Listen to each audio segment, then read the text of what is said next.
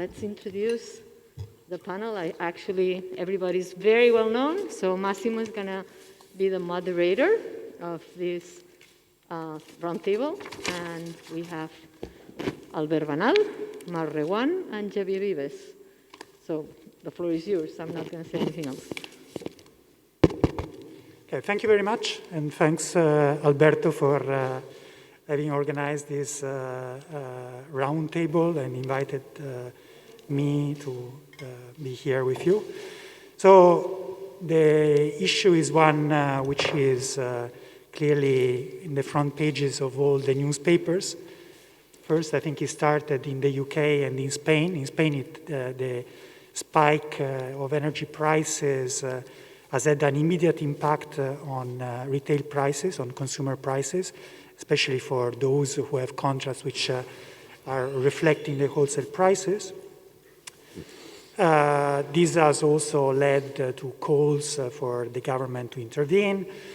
The announcement by the government that will take some measure, and that in the end the prices will be the same as 3 years ago. We are probably going to discuss this later.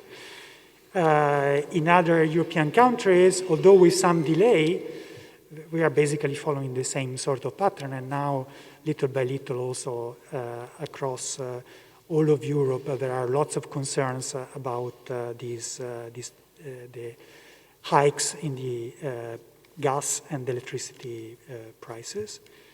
There are a number of possible consequences for this.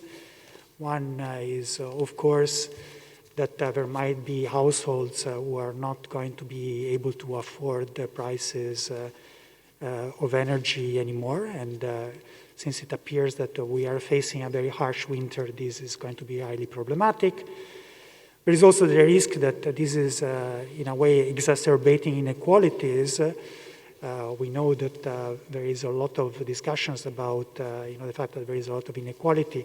If we are going towards a situation in which poorer households are not even able to afford basic things such as energy and gas, electricity, etc., this is going to be even more problematic.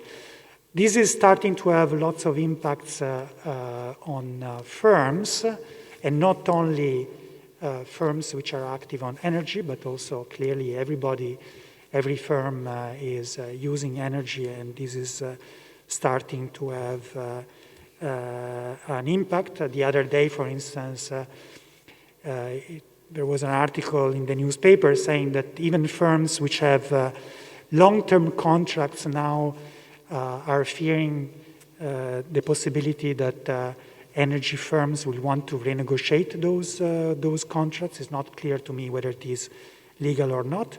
But anyway, firms are starting to feel the pressure of these problems.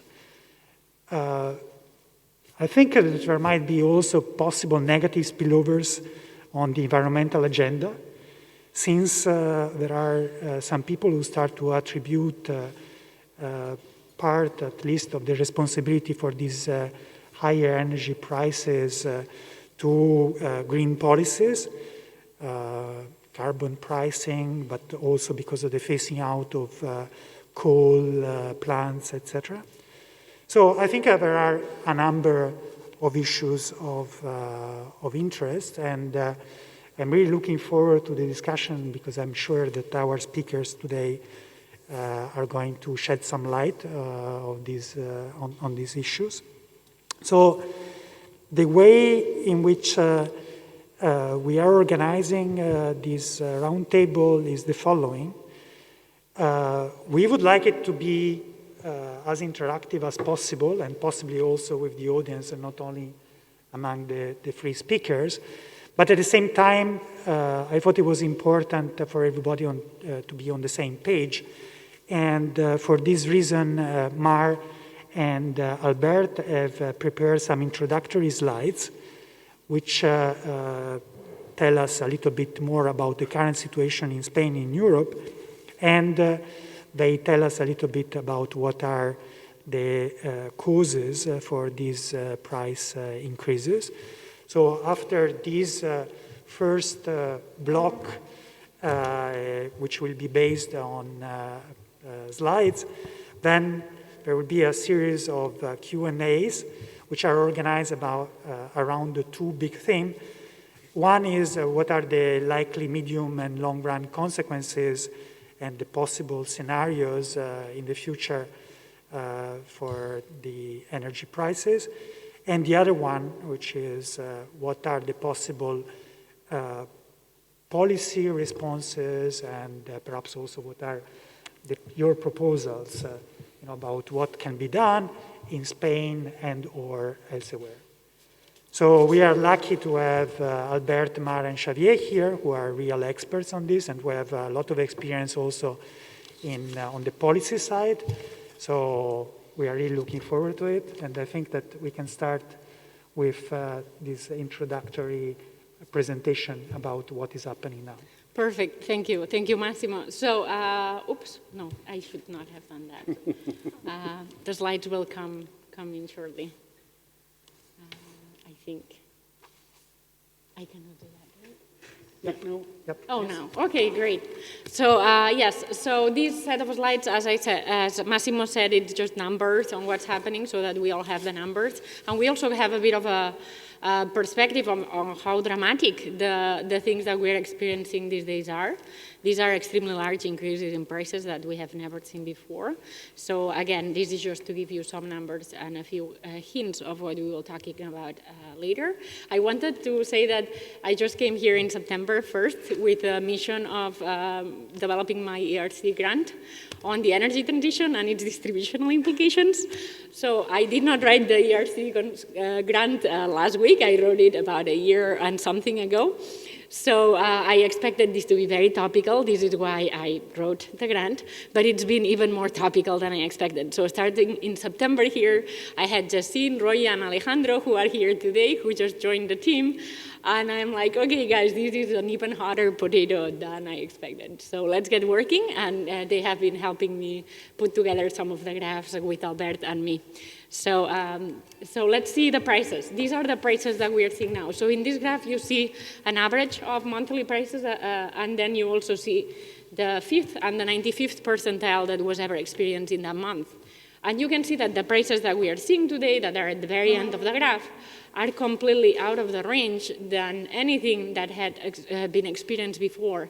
The 2017 and the 2021 peaks are very cold winters, very cold Januaries, but you can see that not even the 95th percentile of those very cold winters is anywhere near what we are seeing today, and this is why basically every evening the television opens up with new record of the electricity price, because we are literally setting a new record every single time. There are some things that are also unique in the current context. As you might know, Spain is part of the MIBEL, which is a joint market with Portugal and Spain. And in many ways, it does look similar to what's happening in Europe. But the biggest difference is what's happening at night. And what we see now is record high prices, but also extremely record high prices at night. So you can see in the previous slide that sometimes there are some big minimums. The 5th percentile can go pretty low. Even during Filomena, you can see that there are some low prices that are observed during the daily fluctuations of the month, but nowadays we have this situation in which prices are high night and day. So there's really not a lot of within-day shifting that households can make in order to reduce their bill, except for another policy that you might be aware of, which is that now households have higher prices during the day than at night. But when it comes to the wholesale market, the price is extremely flat and kind of very high, something that had not happened before. This is not unique to Spain, as I mentioned, although Spain is a little bit isolated from the rest of Europe. And that explains the very consistent high prices. So here you have a trend in the last year and a half of we're missing the very high prices because we could only find something that goes until June, but you can see that prices have been going up in all markets in Europe, and the trend has been even bigger between June and today. You can see the UK experiencing some higher spikes, and you might have also seen that in the news. The UK is an actual island, not only from an electric point of view, and they do tend to have more extreme prices. The only exception to the European kind of crisis is the North Pool, which is connected to the rest of Europe, but there is a limited capacity to share electricity, and it's based mostly on hydro and nuclear, and therefore it's less exposed to fossil fuel prices. So when we look at prices in the market, we need to think about what the economists do, which is crossing demand and supply. And in the electricity sector, this is very explicitly done via an auction. Firms submit the supplies, the retailers and large wholesale producers ask for electricity, and you cross demand and supply there. Again, this is not new. What's new is that it's crossing at a very high number. This sometimes creates a lot of concern in media, for example, because there's a very high price that sets the price for all of the electricity, but there is a sense that not all, the costs are quite different. I always explain that this is very unique for electricity because in most goods, there is a bit of a standard way of producing an homogeneous good, and you can be slightly better, slightly worse, but you will not have a very different cost production function. But in electricity, we have this kind of feature that you can produce a completely homogeneous good, which is electricity. You can produce it in extremely heterogeneous ways. You can produce it with wind, with hydro, with nuclear, and that, again, makes this notion that the price is the same for everyone a bit weirder than in other homogeneous commodities, which it makes a lot of sense to most people. So that's why often we have this kind of tension in how the price is set, because there's such a variety of production sources. As you know, wind and solar have been expanding quite rapidly in Europe. Coal has been on the decline. Nuclear has been stable, except for the nuclear that was decommissioned early in the 2010s. And then gas has been mostly at the margin. So gas has been the technology in that cross point. This is another simpler version of the same thing. We have renewables, which are cheap, nuclear, that's cheaper than fossil fuels, and then we have coal and gas that are kind of more at the margin, particularly gas. So we wanted to discuss a little bit why do we see these high prices, and the answer you will see is quite simple. There are very large natural gas and CO2 prices that we had not seen before. But we wanted to show you other considerations that we might take into account. It could be that there is very limited wind. And in part it's true, summer is not a particularly good wind time, but it has not been a particularly bad summer, as I will show you. There could also be other disruptions, like failures in the grid, which other markets have experienced. There could be out of the ordinary market power at the current time. On the demand side, there could be some growing trends from the post-pandemic recovery. There could be some particular shocks or some other secular trends. And then there's also kind of an underlying change in the capacity shifting from fossil fuels to renewables. So we wanted to show you the prices of gas and CO2, and just to show you again how out of the ordinary the prices that we are seeing in CO2 and gas are in a temporal perspective. This is only from 2017, but we could have expanded it much more, and these are, again, extremely high prices. So gas is an input to generating electricity with gas. CO2 is also an input, so we can convert these two inputs into a marginal cost. This is the teal BSE line in here. This is the marginal cost that we estimate for a typical gas plant, and you can see the electricity price in gold, and you can see that they correlate very highly, and they are basically driving this huge increase in prices. I promised I would show you that other factors do not seem to be the culprit of this event. If that previous picture was not convincing enough, here I show you in the gray lines monthly patterns of hydro, solar, nuclear, and wind for the last 4 years.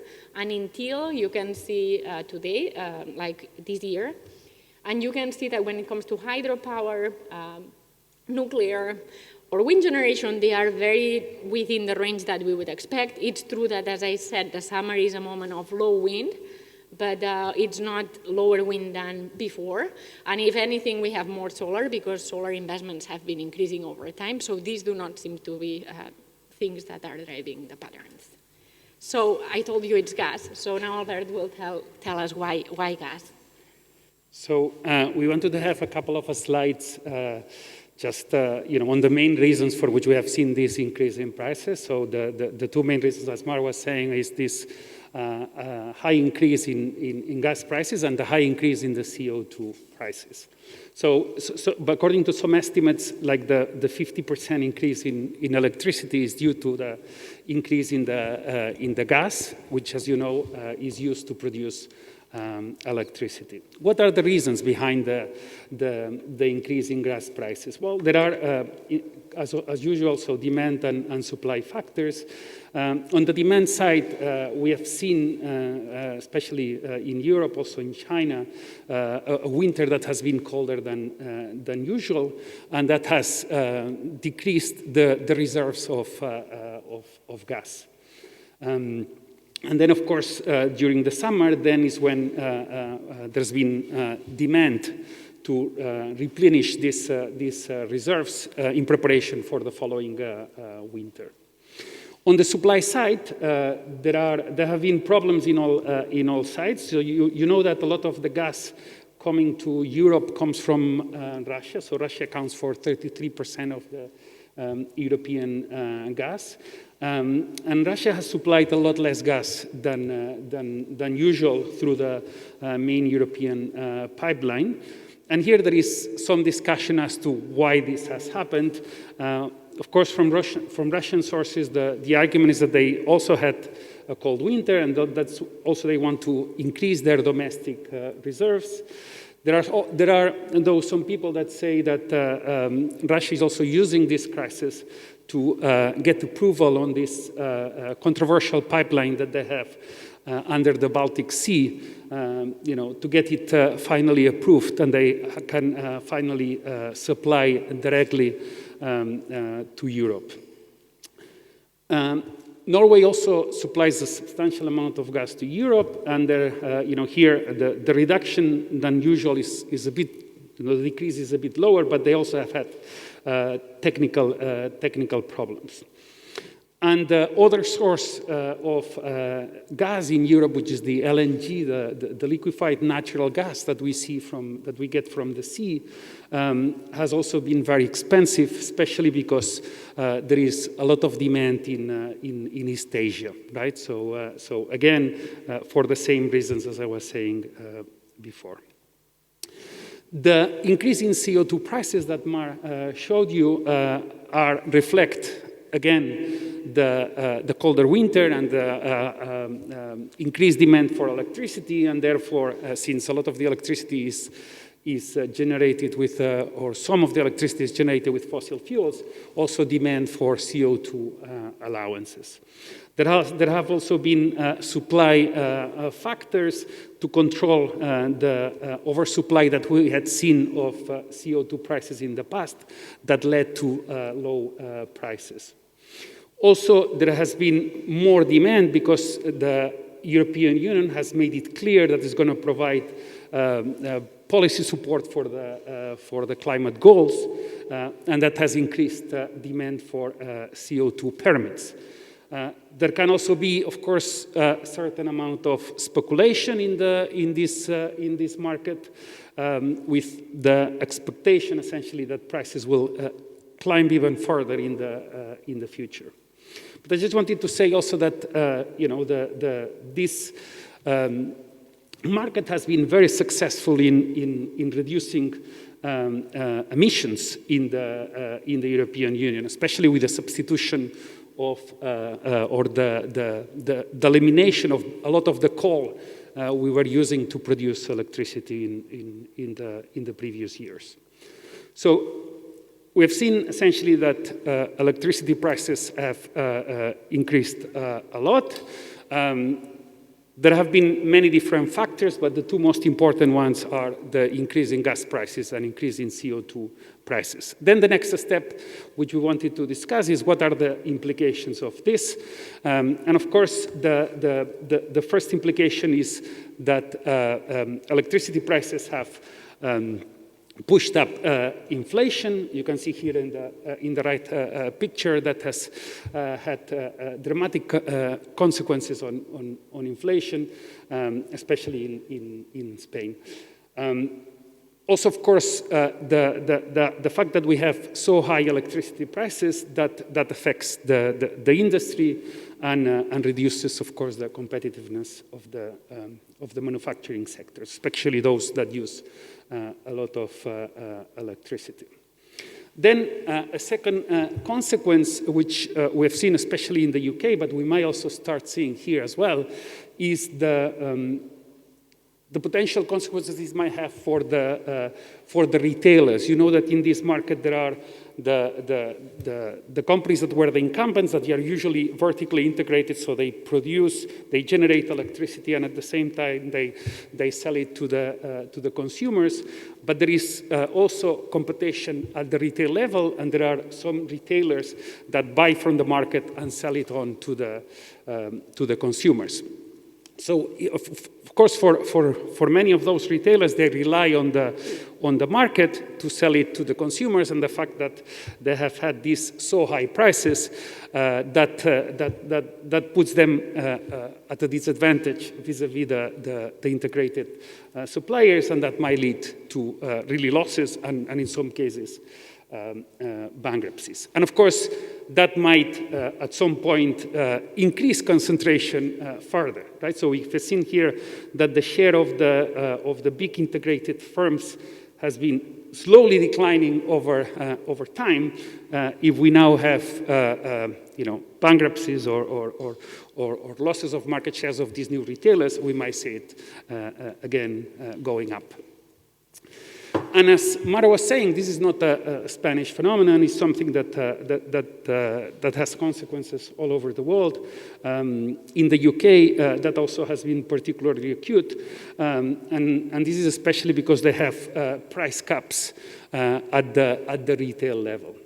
So the price caps have been increased by the regulator essentially today, right? But just by 12%. This has not been enough for many of the retailers, which need to buy the electricity at the wholesale level and sell it at this capped price in the retail market, right? And we have seen a lot of failures.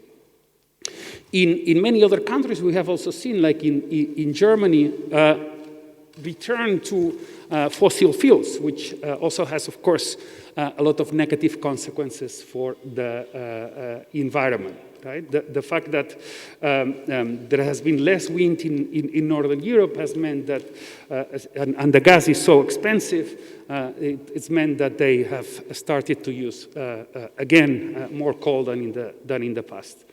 And in China, we've seen dramatic pictures showing that there are many provinces that have power cuts that have affected a lot of households and of course the industry.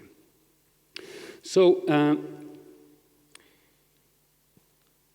and this was our short presentation of excellent. So thank you very much for this presentation. So the next step is to see, well, you take out your crystal balls and you tell us where you think that this is a temporary problem.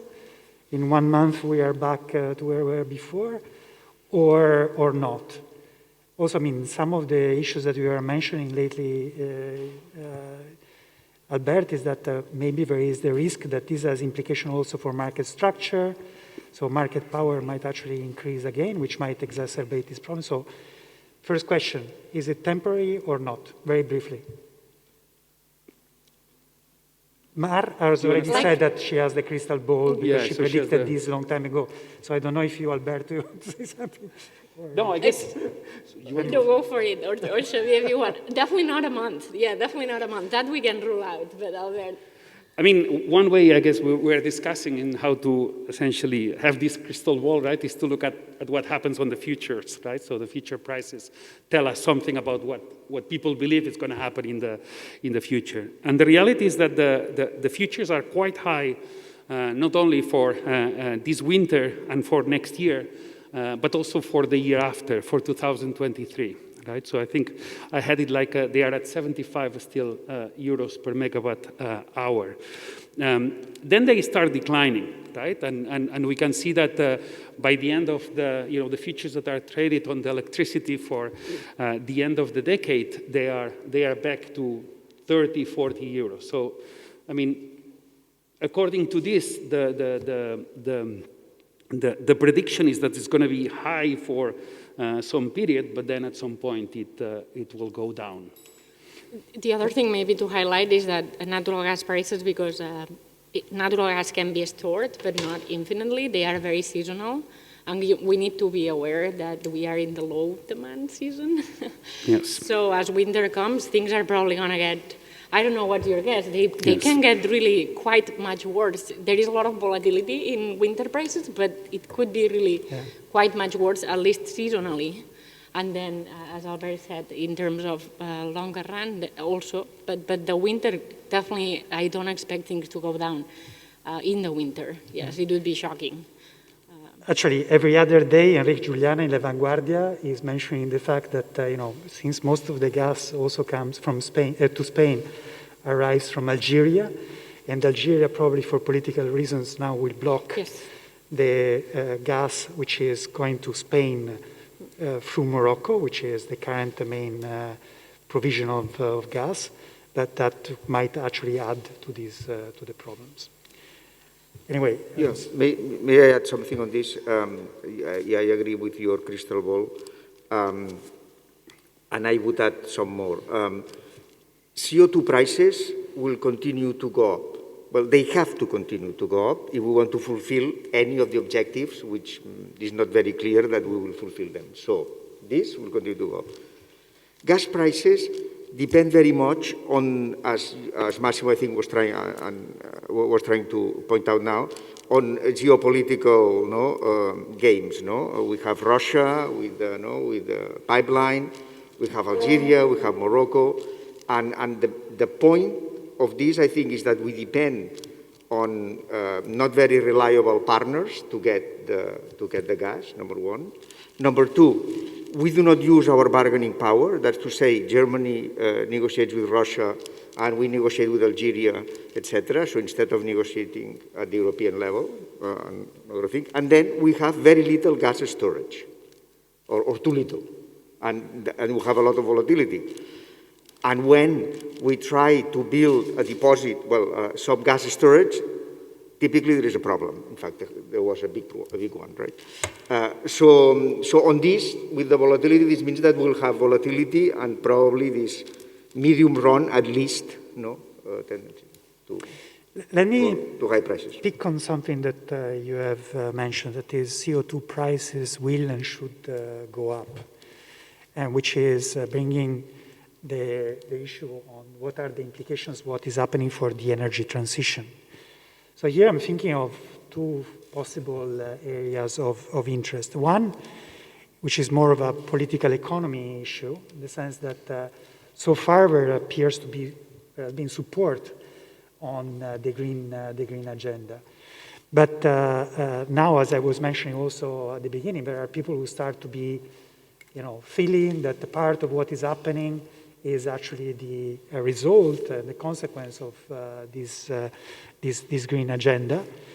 And if we arrive at a situation in which there are blackouts or people are in winter without energy, etc., these might actually exacerbate the bad feelings about that. So how likely is it that we are going to go back to square one because there will be no political support for the green agenda?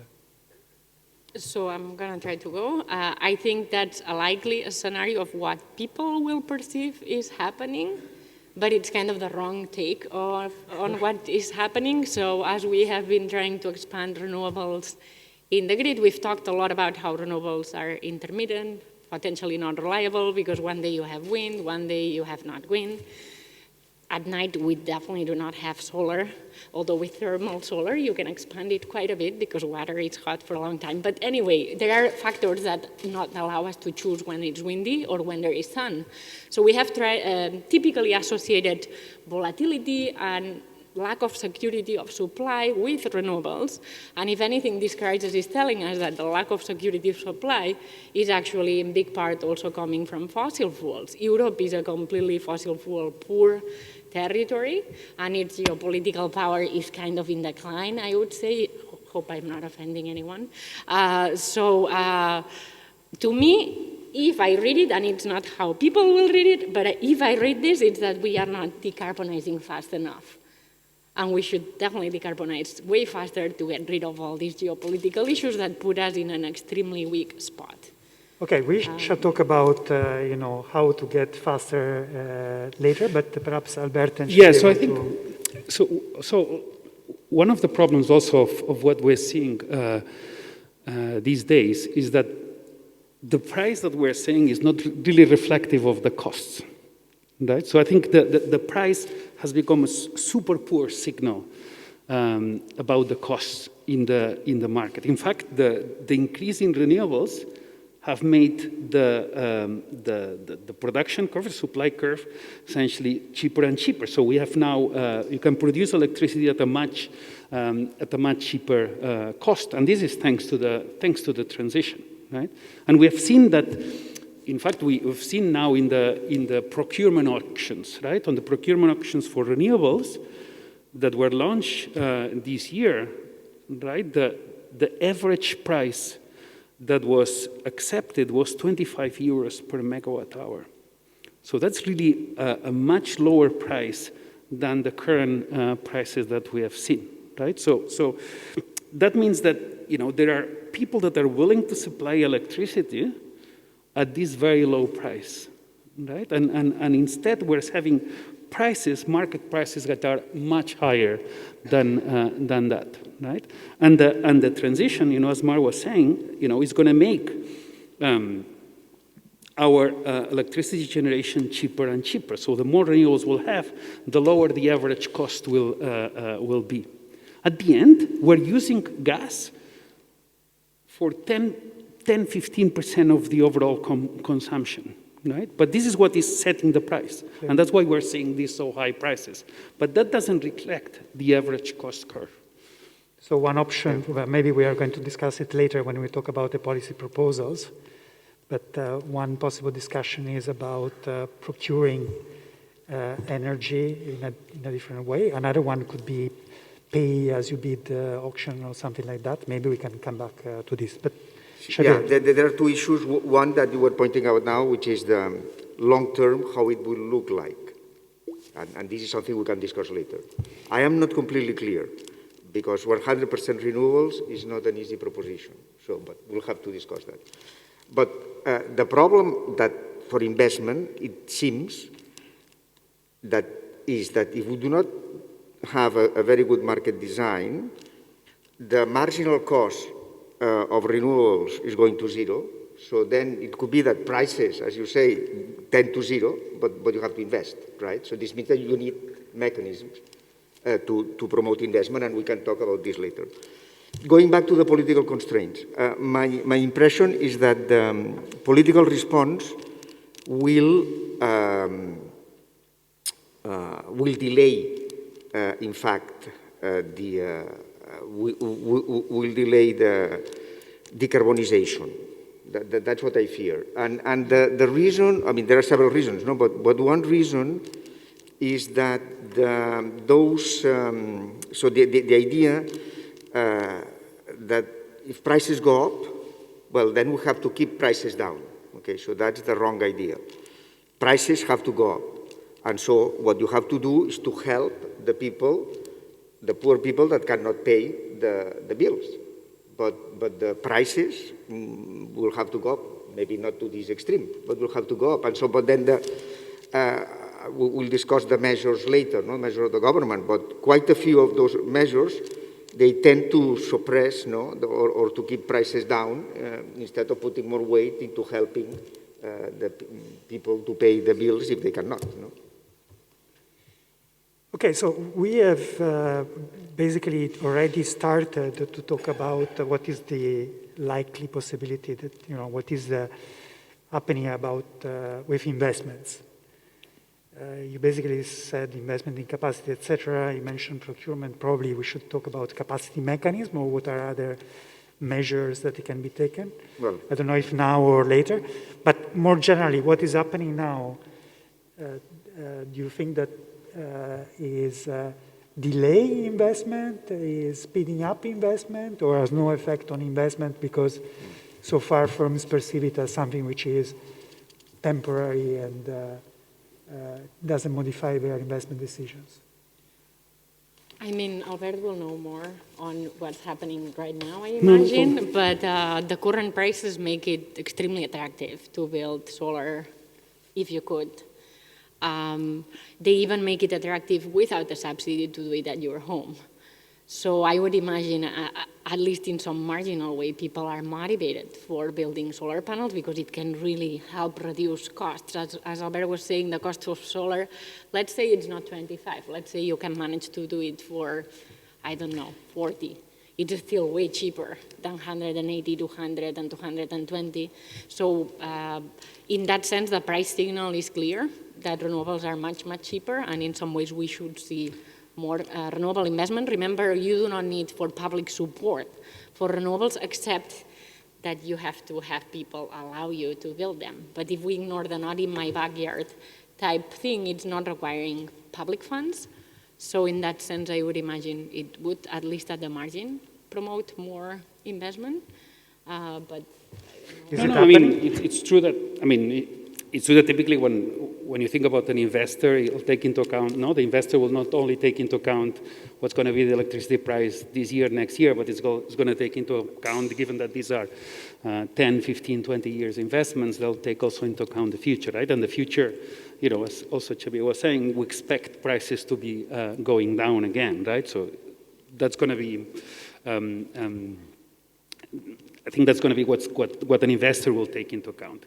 But again, as I was saying before, so if we take these procurement auctions as a signal, or what is the average cost, right? The average cost is very low. It's 25 euros, so it's much lower than, so we're not talking about 200, 100, it's much, much higher, right? Now we're seeing also that some of the big electricity utility firms, they are saying that, nuclear, for them below 60 euros is not, it's not possible essentially to keep supplying electricity from nuclear power, right? So that means that the cost is 60, right? So, and that's much more than what people are offering now for building and providing electricity with renewables. Yeah, this is the issue, of marginal cost, going very fast down. Let me give you a counter-argument to what you said, just as a counterpoint. Apart from putting solar panels in your backyard, which if you can do it, maybe you can. But if, in general, investment will be guided, I think, by the expectations of future price patterns, right? As you said, obviously. And this we'll see, because you may see them, you may think that they will go down a lot, number one. And number two, and I think this in Spain is crucial, it will be determined by the degree of legal certainty that you have, that the rules of the game will not change. And I think in Spain it's zero. Okay, it's zero. So there is no, you don't know what will happen in the future, basically, because rules keep changing depending on many factors. And I think this will be definitely a drawback of investment, which has to be taken into account. And in fact, the response to the current crisis may go in part in this direction, in increasing the regulatory uncertainty, and the legal uncertainty. And so this may be a counter point to what you want to say. And is it possible that the big energy companies at the moment they have all but the incentive to invest in renewables? For instance, because at the moment they are benefiting from the fact that there is not so much supply of cheap energy, and therefore, especially in a situation in which there is a lot of market power by them, they might not have the incentive to invest more in renewables. Is that a possibility, or is But it's not only them that can, in fact, invest in renewables. So in these procurement auctions, many of the ones that got essentially the capacity allocated were not the big utilities, right? So it was really like other investors. So I mean, at the end, this, it's not that they have market power in investment in capacity in solar panels, right? So Chicago School, yes. Another thing that's important, I want to show you this picture. We wanted to run a regression and we forgot while we were producing these nice graphs. So this is a stylized photo of the supply curve. And indeed, traditionally, we have seen what's called a cannibalization effect, that if you put more renewables into the market, your price becomes lower and lower, and building renewables becomes more and more unattractive. But we will be for quite a while, if we don't change the mechanism, seeing prices that are set by gas. And the supply curve of gas is really more like this one. It's very flat because these are very standard combined cycles units. They all have the same efficiency. So you have a very flat supply curve. So adding more renewables, except for the days that it's really a lot of renewables, and at night maybe, you still have natural gas setting the price. So in the last few years, we see less and less of a cannibalization effect because it's already only gas that's setting the price, and gas is very homogeneous. So we no longer have this upward sloping supply curve where adding wind will actually reduce prices substantially. And again, this depends quite a bit on how to deal with the mechanism. Will natural gas always set the price, or will we see negative prices like in other markets? It really depends a little bit on the design. But at least in the last few years, we have seen surprisingly high prices in the sense that even in moments in which there's quite a bit of wind and solar, they seem to be able to avoid these negative and zero prices given the market design. So it means that if you put some more solar and wind, it's still quite profitable without cannibalizing profits as much as one could think.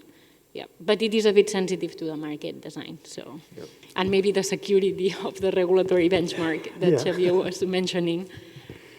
So we are talking now about supply investment responses. So what about demand responses?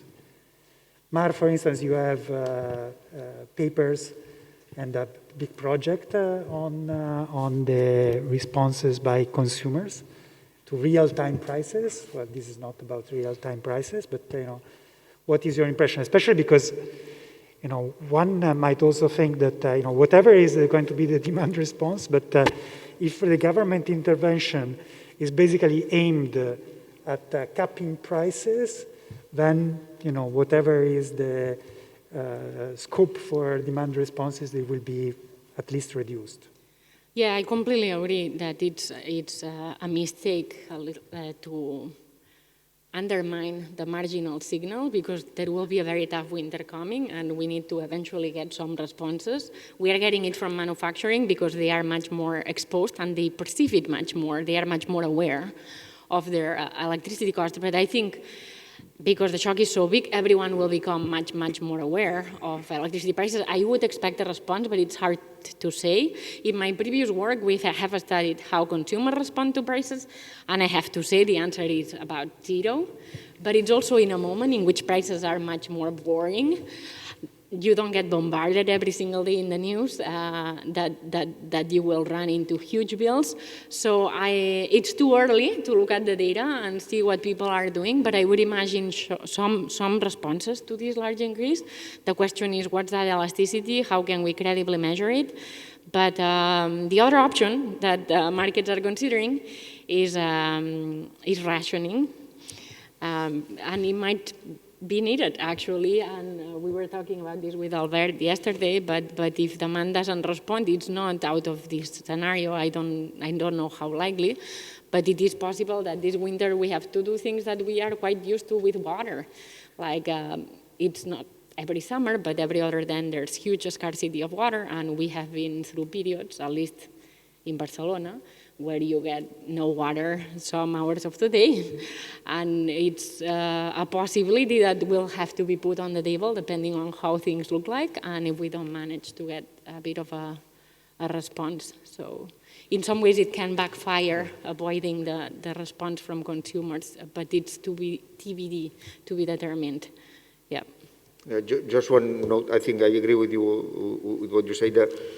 I think consumers will respond if, well, really they have to pay very high prices, so this is a matter of size of the price increase, but also if this real-time pricing or time of use or whatever is kind of very clear, no? And it's very easy to understand, it's very obvious, no? And I think it has not been.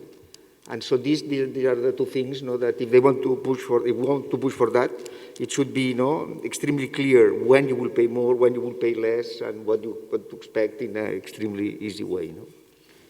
The problem also of all these price signals, to react to that is also that it has huge distributional effects, right? So for the people that are on the upper deciles, what they spend in electricity is very little, and they're, if we want them to have a response, that should be really have a huge impact, right? Otherwise, they'll not react, right?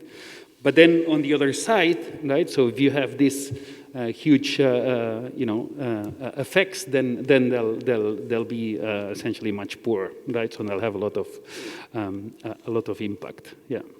I mean, I think in terms of, not that we have this slide on the energy transition, the demand side response is something that I'm sure we'll be seeing more and more as time goes by, right? So this is also part of the energy transition. We should get demand side response in one way or the other, right? So it might be with batteries in the future. It can be with rationings of load consumption. I mean, but I mean, this should be part of the package, and that's going to mean that we'll need to change some of our behavior.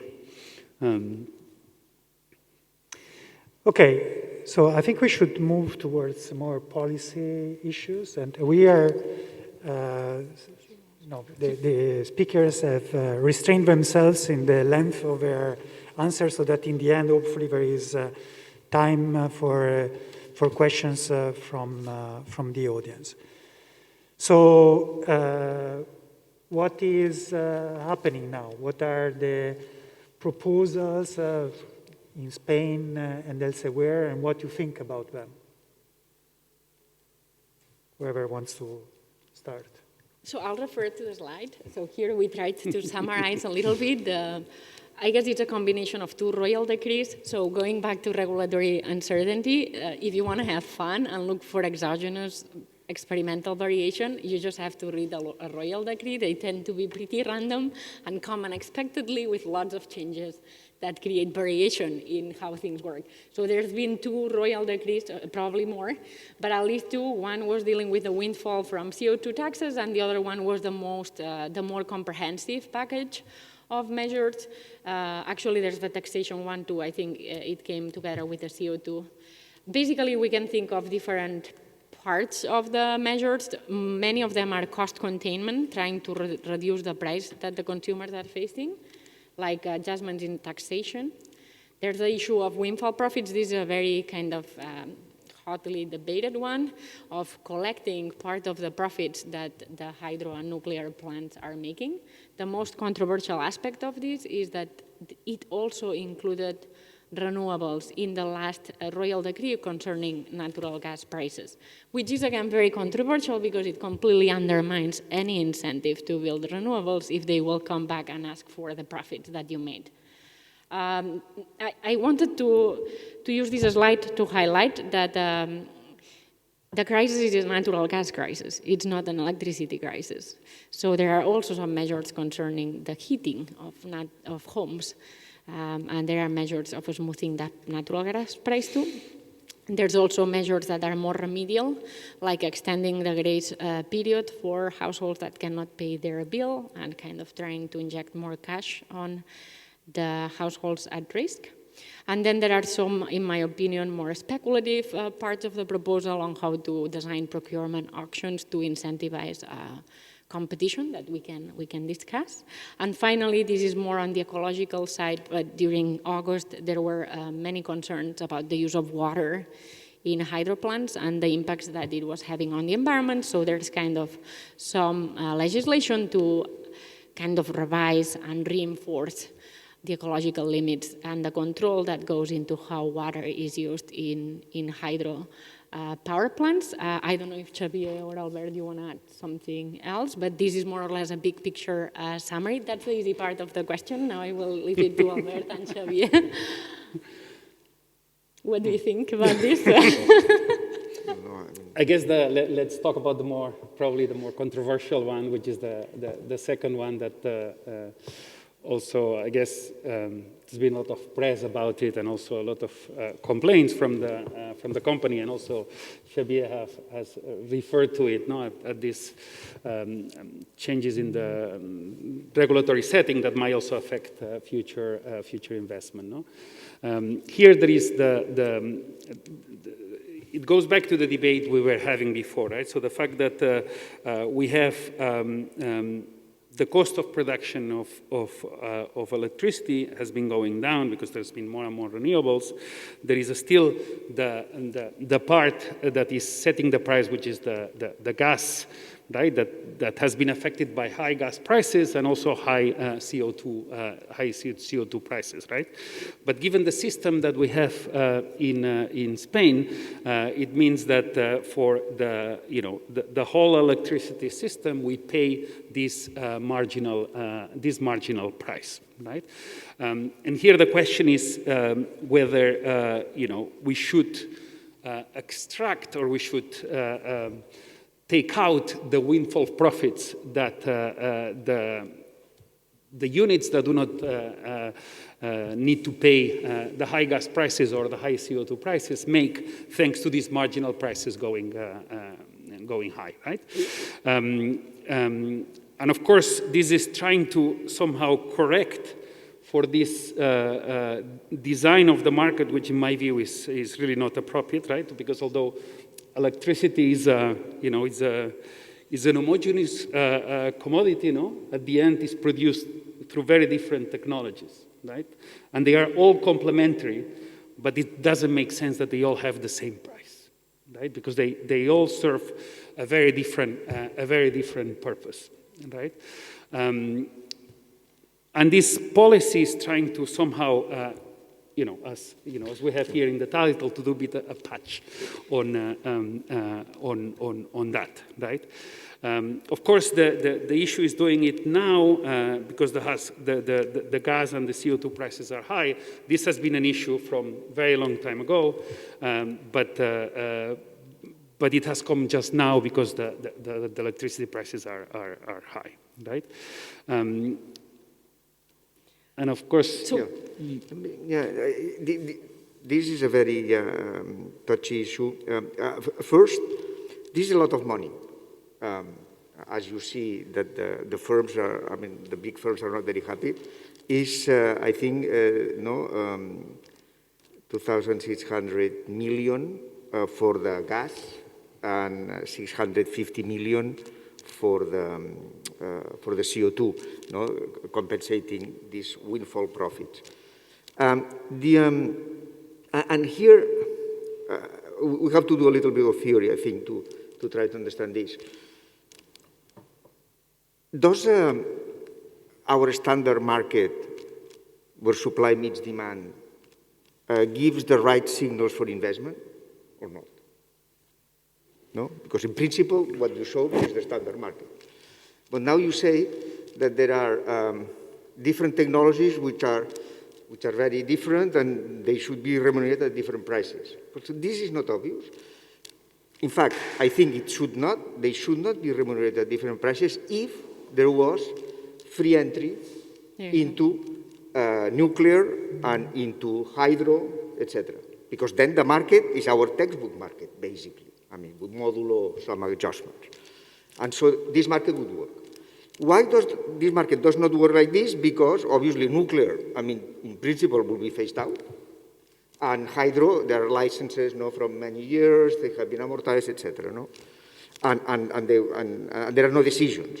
And so the big issue here is whether those taxes are taxing pure rents, and then, in principle, there is no effect, so just a transfer, or they affect incentives. And that's and my provisional answer is that, as usual, both. So on some cases, it's pure rents, on some cases and circumstances will be, they will affect incentives. Well, sorry. Let me just to finish the explanation. And all this obviously is complicated because of the entry of renewables, the marginal costs are tending to zero. This means that the market like this, even without this problem, will need some complements, and the complements may be these procurement auctions, for that they look long-term and they are also pro-competitive, which in a sense may replace the payments for capacity that sometimes we have been thinking. Okay, but I think it's a quite interesting economic issue in a sense. Yeah, I have to say, No, go ahead. I agree quite a bit with the assessment that Xavier made, and the key issue, I consider it more a legal and transfer, like rent issue, than an efficiency issue, definitely for nuclear, which is always producing except when it's doing maintenance. So the market signal, the price signal really doesn't do much other than collect a lot of money. So it's more of a distributional question of who's getting those rents. For hydro, obviously, there is a bit of a price signal on the price of the market that's sending to hydro. It's telling you when should you use your water and when should you not use your water. But it's also true that it's not a free entry competitive technology. I believe there might have not been a single dam constructed in the whole of Europe, except maybe the North Pool under competition since the liberalization of the market. So these are technologies that do not exist in the free market virtually, and therefore it is a rent question, and for hydro a little bit on the efficiency, but it can be solved with proper market design. You can create a rule that will still appropriate some of these rents, but not distort the marginal incentives. Albert, you want to say something? No, I was just adding one thing, that is that, to my mind, it's taxing rents. However, there is also something that you said before, which is certainly true, that to the extent that the regulatory framework is changing, this might have an impact on uncertainty and uncertainty on investment. Yeah, so but in the end, it might have some... Imagine that now we decide not to scrap the moratoria nuclear. Well, these changes, obviously, will be a change of incentives, no? Which I think it's something that we wanted to talk about. We may talk about later. I mean, do we have to really scrap nuclear or not? No, that's actually a point that I wanted to touch upon, because just to say that this is something which has been no-go in Europe for a number of years. In Italy, there have been two referenda in which the population has said, no way, we don't want to go to nuclear, but now they are talking again about that. In Germany, what happened was that Merkel, after the Fukushima disaster, decided to scrap nuclear, and in Germany there are many people now who regret this decision. So to what extent this is an avenue that cannot be followed? Is it really closed, or indeed is a debate that we should reopen? No. Two things. One is on the investment incentives. I honestly do not believe that nuclear power can exist in private free competition. Even if you manage to build a nuclear power plant, which is completely unclear, and I would put an extremely low probability to it, it will not happen in a free market. They will be lucky if they build one, and it will require public intervention and many overruns, and God knows what form that will take. It will not be a free market outcome. So in that sense, I think even if nuclear were to open up again, it really doesn't affect much the investments. It does affect them very seriously for renewables, and this is why I think it's such a huge mistake to include renewables in this royal decree. But for nuclear, even if nuclear were to be a thing again, I consider it unlikely that it would have any investment impacts on that uncertainty. Whether nuclear will happen or not, so I did work with Christian Gollier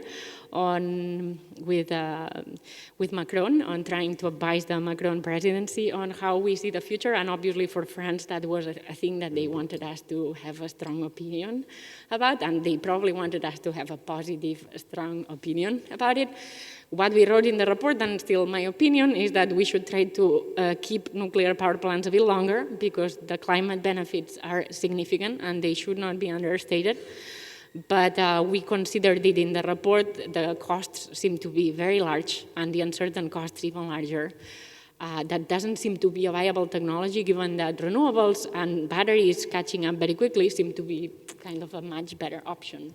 So if we did not have renewables, maybe we could talk about whether nuclear will be a thing again, but it seems to me that we don't need it. Yeah. But the Germany's decision looks stupid. It's a huge mistake, yes. Simply, it is a I mean, huge because mistake. now you have 30% or more, 40% coal, which kills people immediately, no? I mean, so it's very bad, no? The UK is also going to build nuclear plants. Huh? So I mean, sorry? The UK is also going to build nuclear plants, right? So indeed, is a debate that I think we might see. Although, as I was saying before, no, if we look at the, I don't know which are really the costs, but what I can see is that, renewables are in this 25 euros, but then, the big utilities, they say that below 60 is not profitable to run them. So that means that they are much more expensive also to run than the renewables, right? Okay, so now the question is, before asking the floor, questions, etc., is that given that you are advising authorities, governments, etc., it would be nice to hear what would be your proposals. That is, when you are asked about what we should do, what are your answers? Could you be more specific, proposal? No, it's open. So about the issues are very clear. So clearly, obviously, there are many interrelated issues. But you can select first, one, and then you can say, you mentioned your priority. Some idea, but okay. I'm thinking, yes.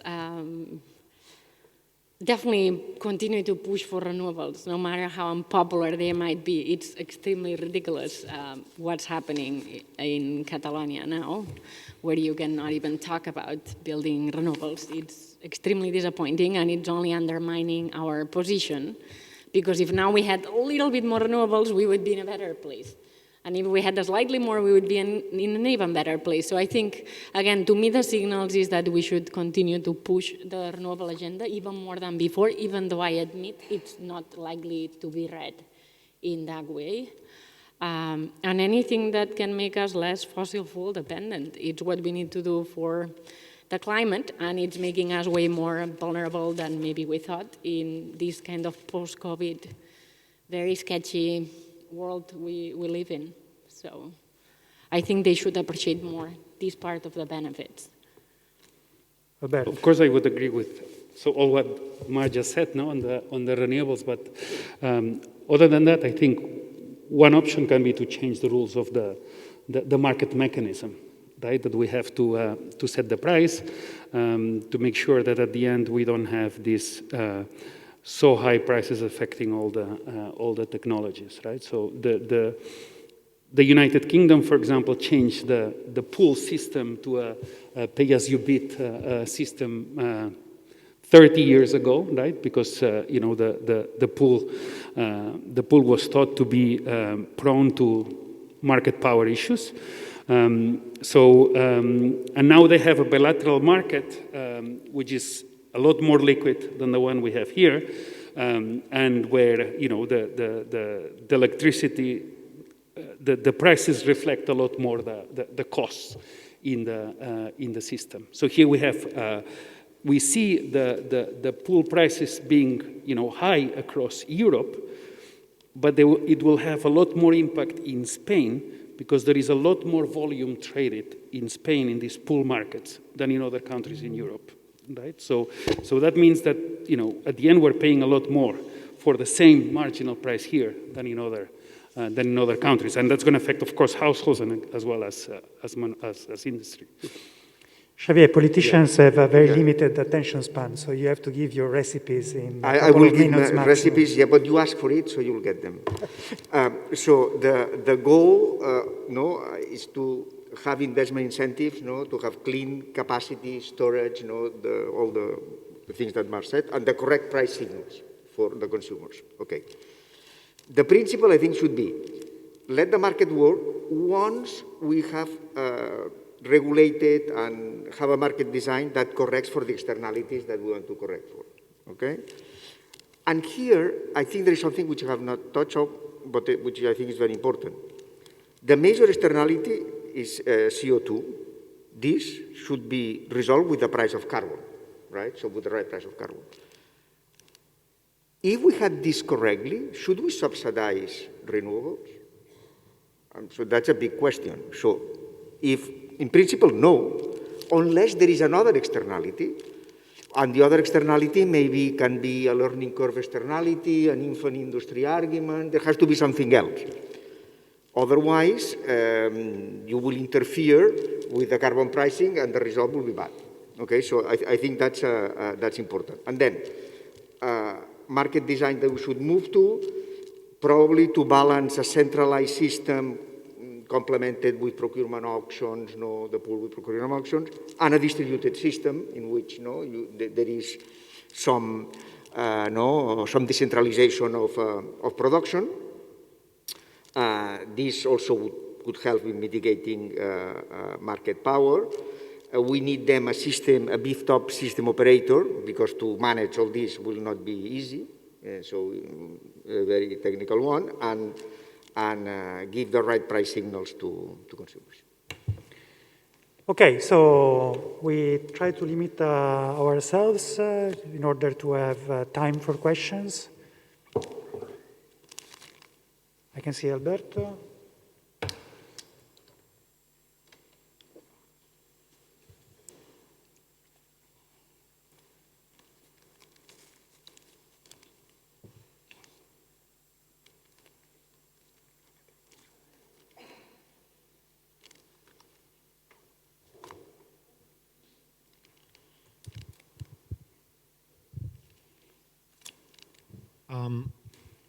Is this on? Yeah.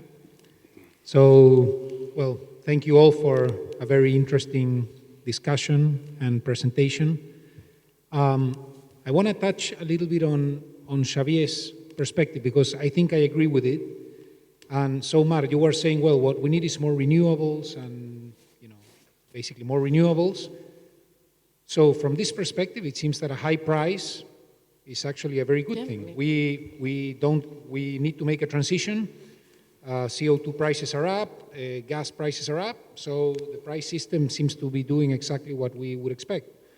Prices are high, consumption should be low, and this should by itself provide a lot of incentives to build windmills and solar capacity, and all of this should be good. So what's preventing that from happening? I didn't quite catch the argument. I think there's for example, in Catalonia, there's a moratorium right now on any proposed renewable park because they don't look nice.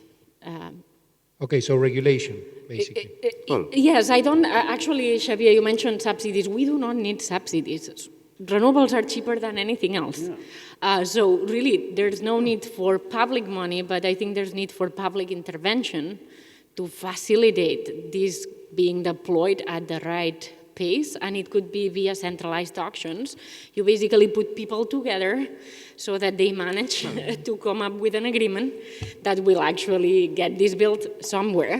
So I think there's a lot of need for public intervention, but it's not via subsidy. The prices, again, are high enough, and they could be much lower. They would still be high enough for the renewable investment to happen, but I think the public framework does matter, and what we are seeing, for example, here, is that the public framework is kind of useless.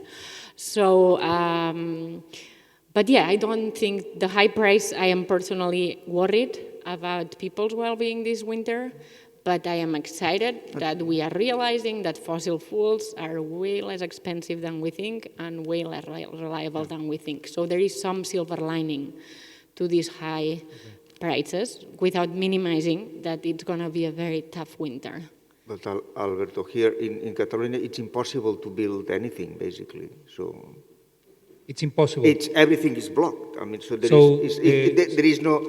So you try to a windmill, no, not possible. I mean, you present projects, and then there is a system of several possibilities to block that always work, and it ends up being blocked.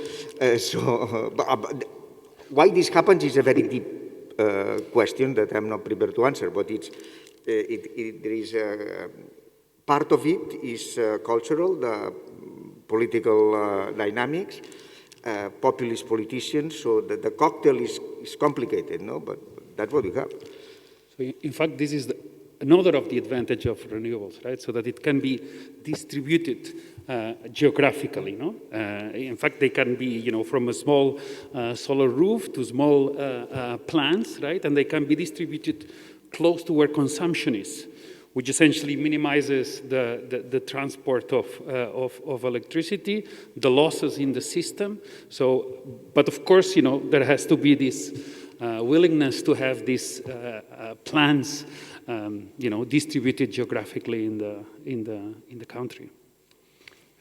Just a very quick follow-up question.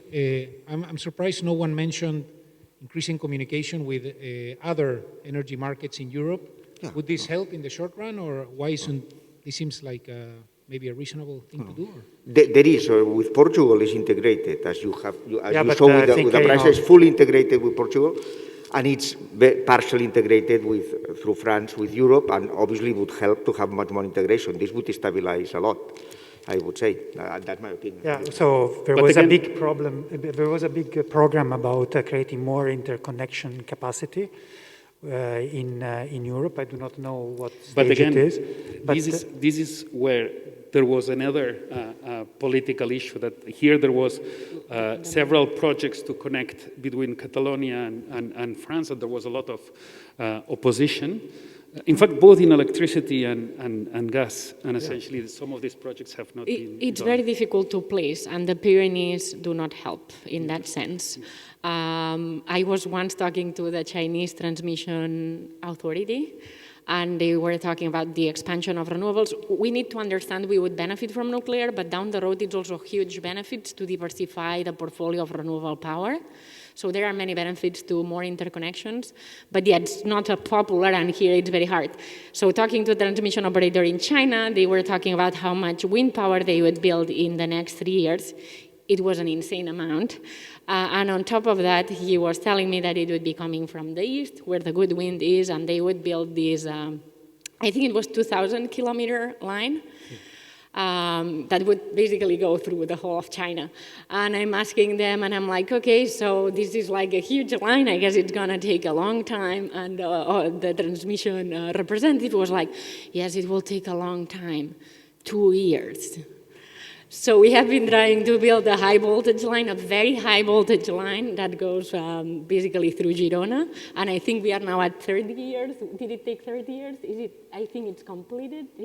It took 30 years. Yeah, and it was maybe 100 kilometers. So. Yeah. But anything. So here, just to get the new location for the hospital clinic, I mean, I think it's 10 years that we've been discussing, and so we'll see where it will go at the end. No, I mean. Well, to be fair, though, interconnection in this particular case would help, but only a little, Because if you look at what has happened to the prices in France, Yeah. they've also increased. It would help at night, yes. Yeah, but traditionally, electricity in France was a lot cheaper than here, so it would have been more It efficient. was just that. I think there were other questions. There was Umberto, Rosa, Teresa. Umberto was before, then Rosa, and then Teresa. Okay. Oh, sorry, Salvador. I didn't see you. I meant Salvador. Okay. Thanks for the interesting panel. I have one thing that concerns me is electrification. That should go hand by hand with the decarbonization, right? I think the microphone is not Yeah. working, Umberto. You need to get Now? closer. Okay. Now? Maybe the Or blocking. maybe you have to shout. Okay. So what the issue that concerns me is electrification that should go hand by hand with decarbonization, right? So we want a lower consumption of energy, but more consumption in a sense, at least in proportion of electricity. So these high prices actually may be discouraging the electrification. So it will help in the production of electricity, but if people still keep using other sources of they don't make the investment to transfer to electricity, we are not going to solve the issue. So I was wondering if any of the policies or any thoughts you had on this issue. Shall we have maybe collect questions and then answer so that then Rosa, Salvador, and Teresa. Yeah. Hello? Does it work? Yes. Okay. So it's a bit related, actually, so it goes well. So from the consumer side, you talked about a lot of the production side, but I was wondering about market power issues from the intermediary sector. Is there any policy you would recommend to increase competition, or at least any potential concern on the future regarding the concentration in the intermediary sector? And then from the consumer side, Albert was suggesting we need to decrease demand, but energy efficiency measures seem to have very low impact, no, from what the literature says. So in which way would you reduce demand? And finally, would you mind disclosing what electricity plan you have to give also some suggestion of whether consumers can actually do something to decrease their electricity bill? Salvador? And then Teresa. Well, my question is really off this mark, I am afraid. But about 20 years ago, I was living in an environment for a while, in a research environment, where fusion energy was exciting and also had a lot of detractors, but that they had real, truly believers about the possibilities that fusion energy and the ITER project, and which is a highly multinational cooperation, would provide some horizon for eliminating many of these energetic problems. So as I was listening to you, I was remembering these days, and I wondered why in a world where we have lots of energy energy in the other sense, lots of force to do R&D efforts, you know, to just eliminate the form of transportation and go to the electric automobile and so on. I haven't heard of any progress about this. Is it because you experts know that it has been dismissed as a myth, as a stupidity, or because I'm missing something? Mm-hmm. Teresa. In the political discussion lately, it seemed, I understood at least. Can you speak up, please? Yeah. Yes, sorry. I understood in the political discussion that it was not possible to change the setup of the price in the pooling system in Spain, that Europe was watching that very carefully, and that's why they went to extracting windfall and all that stuff.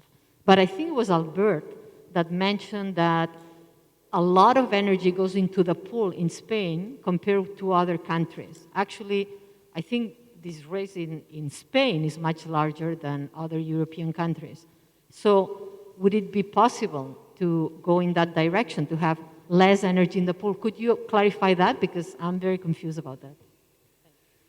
Okay, so unless there is some other urgent question, then we have... Can I ask all of you to talk to the micro, not to yours, to the others? Because every time you move around. Thank you. We shall close. Each of you has 3 minutes to reply to whatever you think you want to reply to. Yes. Albert, you want to start? Yeah, you start. Let me start with the electrification. Yes, so I think one of the issues of having these high electricity prices is that we might see less electrification than we should see, right? So we want that, you know, especially the transport sector, heating, to move from fossil fuels to electricity, and the fact that we have high electricity prices go against that, right? So I think this is a very negative consequence for the transition.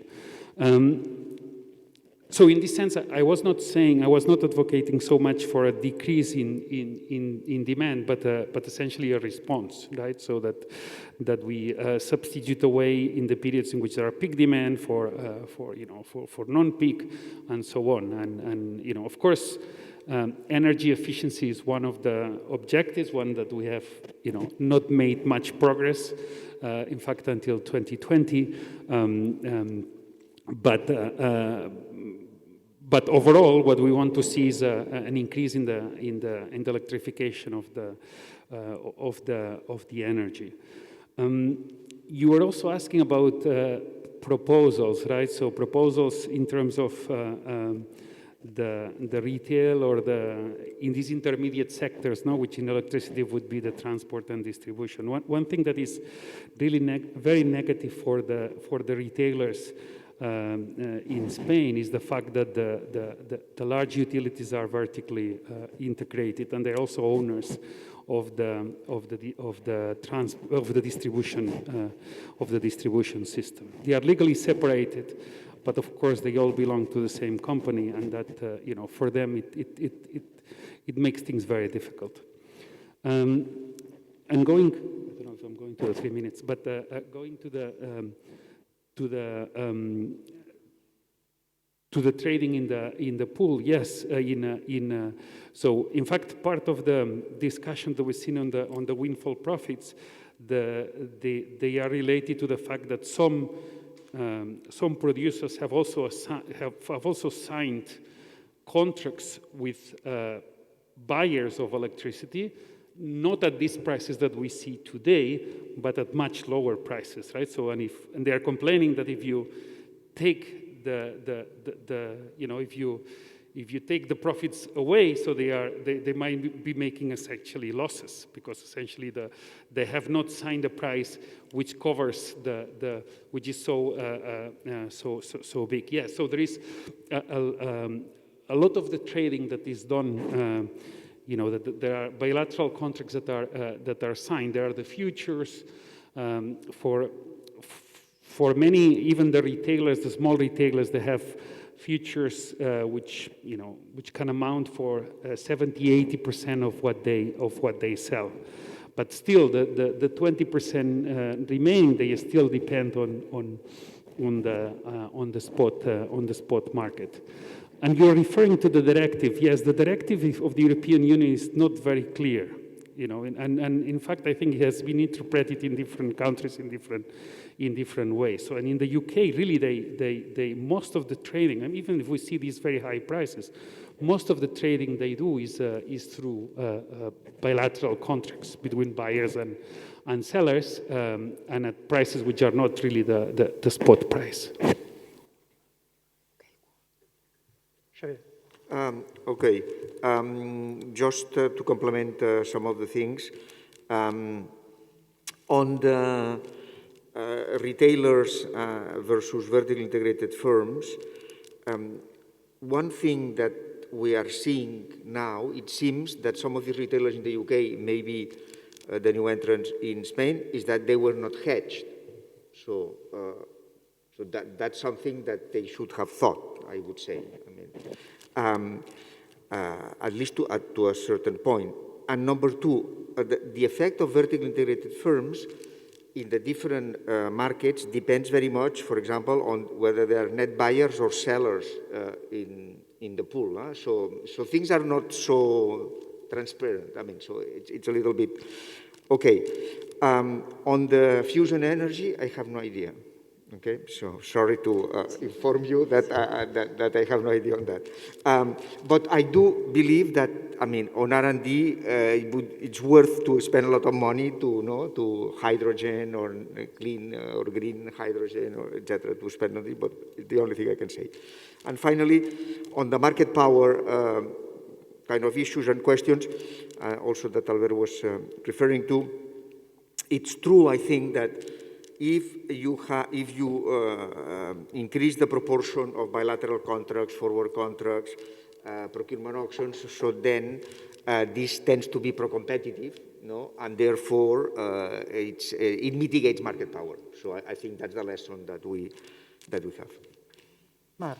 Yes, so on electrification, it's a really important issue, and here it's maybe a place where I can see a role for subsidies. And for example, for electric vehicles, it's quite successful to have the workplace offer free charging or very cheap charging, even if it's subsidized in some ways, taking into account that so far CO2 is not priced in gasoline, but it is priced in electricity.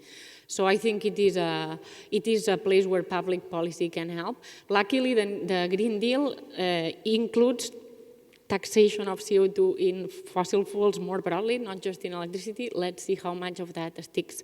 But that would help a little bit mitigate this huge inefficiency of having different signals for different types of energy. I agree it's a very important concern. Yes. For fusion, I would say I have no idea either.